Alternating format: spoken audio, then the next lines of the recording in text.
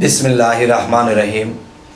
হে সমস্ত জগতবাসী, আজ আমি শামীম আলী চিশতি আপনাদের সামনে যে আলোচনাগুলি নিয়ে হাজির হলাম, সেই আলোচনাটি হলো, দেখুন, এই পৃথিবীতে অনেক স্তরের পীর আছে, অনেক স্তরের শিষ্য আছে, কিন্তু দেখেন যে মানুষ কত যে ভুল ভ্রান্তির মধ্যে আছে।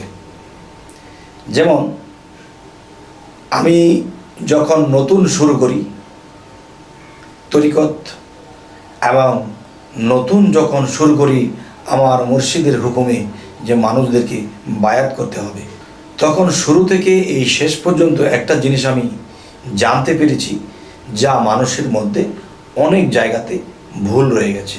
সে ভুলগুলো কি? যে কোনো পীর আছে, তারা আসলে আল্লাহর পথের নয়। যে শক্তি কিন্তু দুইটি প্রকার, একটি হলো আল্লাত্মক শক্তি, আল্লাত্মক জ্ঞান, আরেকটা হলো যে শয়তানি শক্তি এবং শয়তানি জ্ঞান। যেমন আল্লাহ বলেছে যে নিজেকে পবিত্র করবে সেই সকল কাম। এখন যখন পীরের কাছে যাওয়া হলো, তখন শরীয়তের অবস্থা যার মধ্যে বেশি থেকে তখন তাকে হাত পা ধোয়ার একটা অজু দিয়ে দেয়। যখন তারা একটু ভালো বুঝতে শিখেছে, প্রেমিক হয়েছে, তখন তাদেরকে একটা অজু দেওয়া হলো। সেটা কীরকম? সে অজুটা দেওয়া হলো কীরকম? যে যা বলতে আমার মুখে বাজে, তবু আমি একটু বলবো। যে শরীরের ঘাম এবং নির্গত হয় দুইটি রাস্তা, তিনটি রাস্তা, একটি দিয়ে প্রস্রাব, আরেকটি দিয়ে পায়খানা, আরেকটি দিয়ে বীর্য প্রবাহিত হয়। আচ্ছা, তখন এরকম কিছু বোঝানো হয়েছে, নাউজুবিল্লাহ বলতে মুখে বাজে, তবুও বলতে হয় যে স্বামী এবং স্ত্রী, স্বামীর অংশ থেকে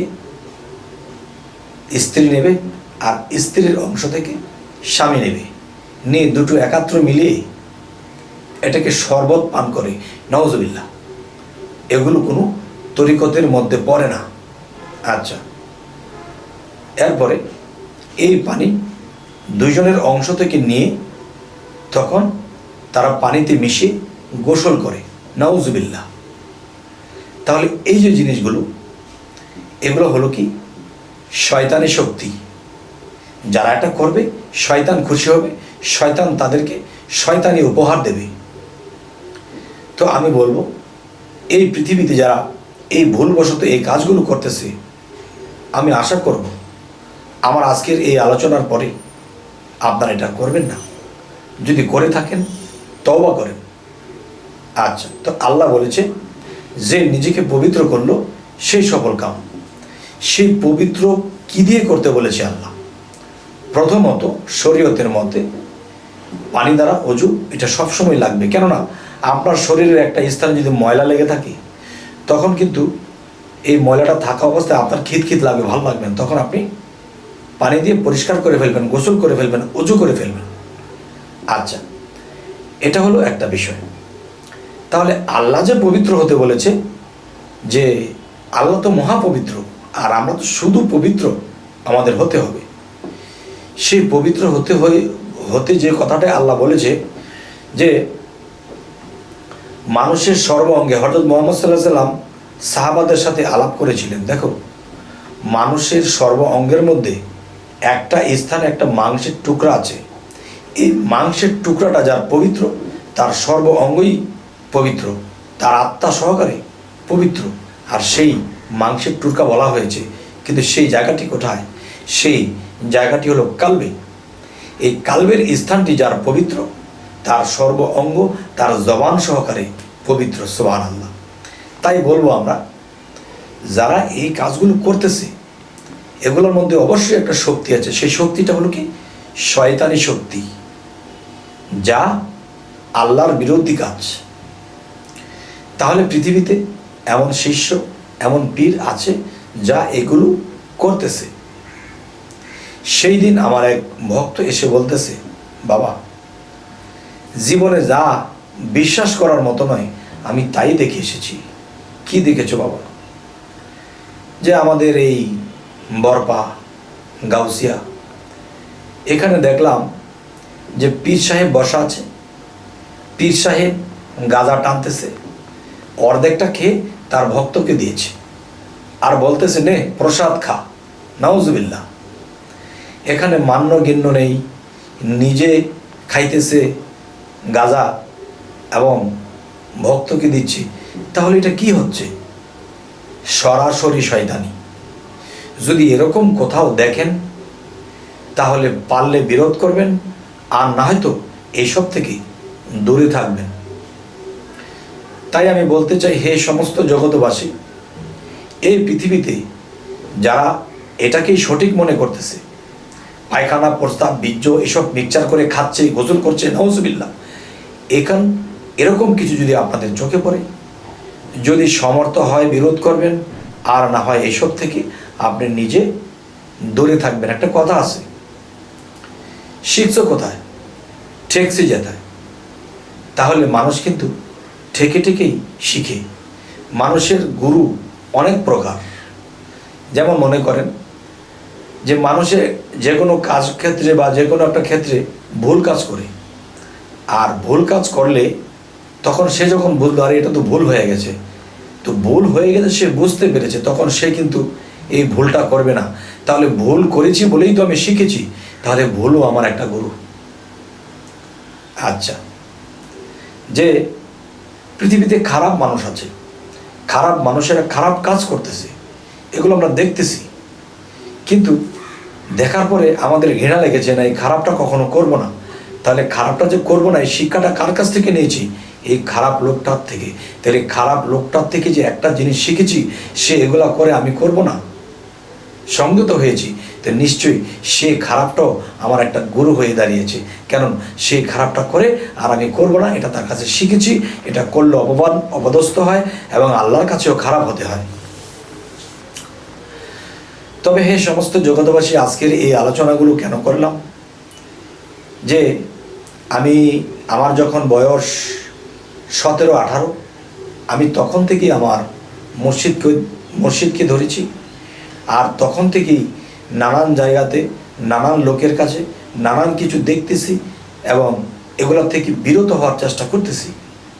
যে দেখেন, যে নাপাক অবস্থায় আল্লাহর ইবাদত হয় না। তো নাপাকের দুইটা ভাগ আছে। একটা নাপাক হলো আমার শরীরের মধ্যে ময়লা লেগে আছে, প্রস্রাব লেগে আছে, পায়খানা লেগে আছে, এসব রেখে আমার নামাজ আল্লাহর ইবাদত হবে না। আরও একটা নাপাকি আছে, যে আমার কালবের মধ্যে ময়লা আছে, আমি নামাজে ডুবতে পারি না, মন চতুর্দিকে চলে যায়। আমার কালবের মধ্যে ময়লা থাকাতে আমি মিথ্যা বলি, লোভ করি, বিভিন্ন খারাপে লিপ্ত হই। তখন কি করতে হবে? যে একটা আত্মার অজু আছে, আত্মার অজু করতে পারলে তখন আমার কাল্ব পরিষ্কার হয়ে যাবে, পবিত্র হয়ে যাবে। তার মানে কাল্ব যতক্ষণ পর্যন্ত ময়লাযুক্ত থাকবে, আর সেই ময়লাযুক্ত তখনই থাকবে যে কাম, ক্রোধ, লোভ, মোহ, মায়া, মাৎসর্য, এই জিনিসগুলো যদি মানুষের মধ্যে থাকে, তাহলে বুঝতে হবে সেই মানুষটি হলো নাপাক। কেননা একটা কথা বলা হয়েছে যে নাপাক অবস্থায় নামাজের ধারে কাছেও যেও না, নাপাক অবস্থায় সালাতের ধারে কাছেও যেও না। এই যে কথাটি বলা হয়েছে, যে নাপাকের কথা বলা হয়েছে, সেই 1 নম্বর নাপাক হলো আমার অঙ্গ প্রত্যঙ্গ, আরেক হলো আমার আত্মা, 6 রিপু নিয়ে আমি নাপাক হয়ে আছি। তাহলে এই 6 রিপু এবং এই আত্মাকে পবিত্র করতে হলে আমাদের জিকিরের পাশাপাশি, রোজার পাশাপাশি আমাদের কি করতে হবে?